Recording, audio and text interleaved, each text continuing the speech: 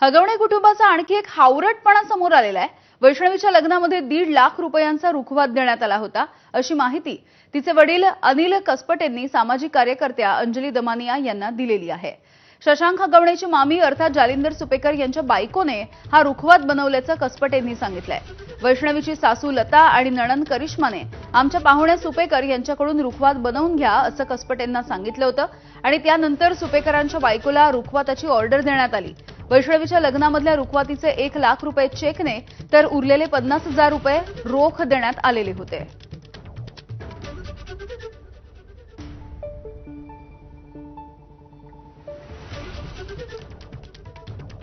तर वैष्णवी हगवणेच्या मृत्यूच्या प्रकरणामध्ये आता आणखी काही वेगवेगळ्या घडामोडी समोर येत आहेत। त्यापैकीच ही बातमी ती म्हणजे जालिंदर सुपेकर यांचं नाव वारंवार समोर येत होतं आणि त्यांच्या पत्नी तिने रुखवातीची ऑर्डर घेतलेली होती। तब्बल 1.5 लाख रुपये या रुखवातीसाठी घेतले असल्याची माहिती सुद्धा समोर आलेली आहे।